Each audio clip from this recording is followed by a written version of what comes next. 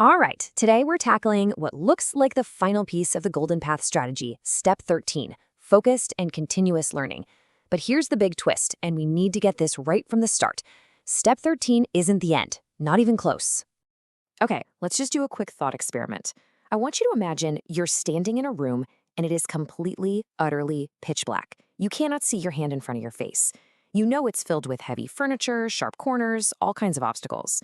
Then, a voice cuts through the darkness and tells you to sprint, to run as fast as you possibly can to the other side.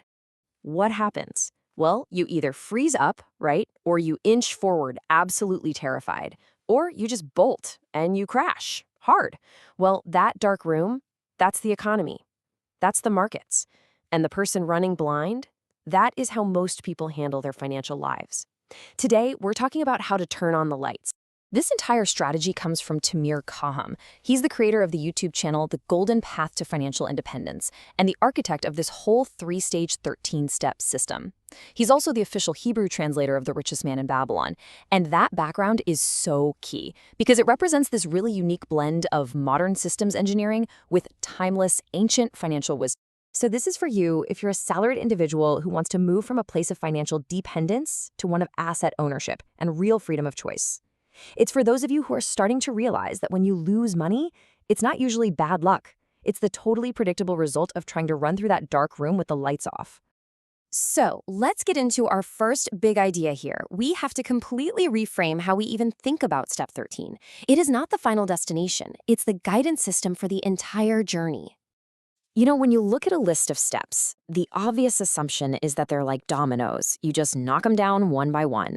And Step 13 is the very last one to fall. But that's completely wrong. Step 13 is what Tamir calls the parallel backbone. It runs alongside every single other step, right from day one. And I love this analogy. Think of it like this. Steps 1 through 12 are the bricks you're using to build your financial house. Step 13, that's the mortar. You don't wait until all the bricks are stacked up to try and add the mortar, do you?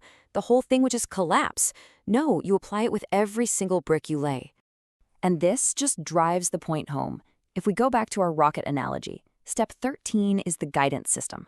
A rocket has massive engines. That's your income. But without a guidance computer making constant, tiny corrections for things like market shifts, inflation, and new tax laws, that rocket is going to drift off course and crash. A static plan, one that doesn't adapt, is a failed plan. Okay, so this brings up a really critical question a lot of people have.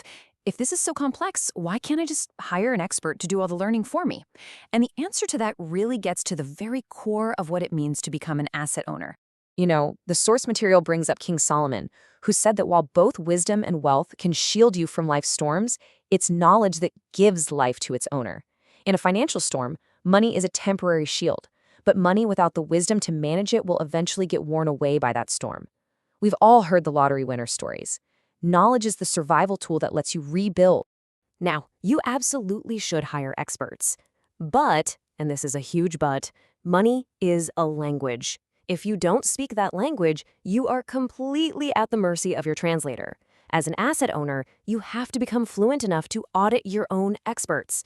You have to be able to tell if they're actually looking out for you or if they're just pushing you towards whatever product pays them the highest commission. And this all leads to the golden rule of Step 13. We do not act to learn, we learn so we can act. See, learning by doing is fine when you're making an omelet. The cost of failure is maybe 50 cents. But in finance, the cost of one learning mistake can be an entire decade of your savings. The whole point is to crash the simulator, not the actual jet. So, how do we actually do this without getting completely overwhelmed? Well, the strategy gives us a really practical framework, the 30-day focused learning sprint. The number one enemy of learning is what the source calls the fire hose problem. There's just an overwhelming flood of information out there, crypto, real estate, stocks, taxes, and it just leads to paralysis. The answer isn't to try and drink from the fire hose. It's to focus on one specific knowledge gap at a time. And here's how you do it. It's a 6-step cycle. First, you identify just your very next knowledge gap, not everything at once. Then you set a really concrete goal, like buy one share of an ETF, not something vague like learn about stocks. Third, you curate just a few high-quality sources to avoid that fire hose. Then comes the critical part. Schedule non-negotiable time and apply what you learn immediately. Don't just read about it, go log in and actually click the buttons. Finally, after 30 days, you review and find your next small gap to tackle. It's all about building momentum. This whole framework is designed to help you avoid two extremes. On one side, you've got the perpetual student who reads 50 books but never actually acts. That's analysis paralysis. On the other side is the blind driver who takes all kinds of action without any learning and, well, inevitably crashes. The goal is that perfect balance. Learn just enough to act, then review, and then learn some more. And this all leads to a final, and maybe the most important, mindset shift that Step 13 really demands. It's about adopting an entirely new identity. Ultimately, you have to realize that becoming an asset owner isn't just a hobby, it is a second profession. This is the big identity shift from employee to asset owner. Think about it, you wouldn't want a doctor operating on you if they stopped their medical education years ago, would you? Or a pilot flying your plane without ongoing training. So why would you ever think you can build and protect your family's wealth without that same level of continuous financial education? Now, before we summarize, it is critical that we state this very clearly. This content is strictly for educational purposes. It is not personalized financial advice, and there are no guarantees of any results.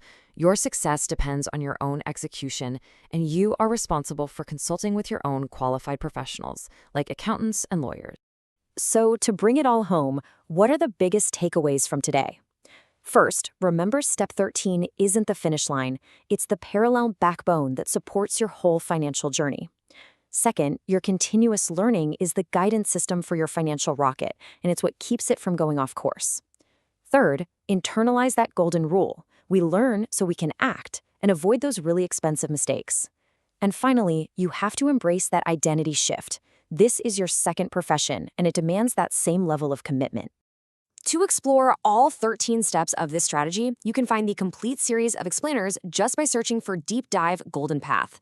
And please, visit the Source YouTube channel, The Golden Path to Financial Independence. Outro music begins to fade in.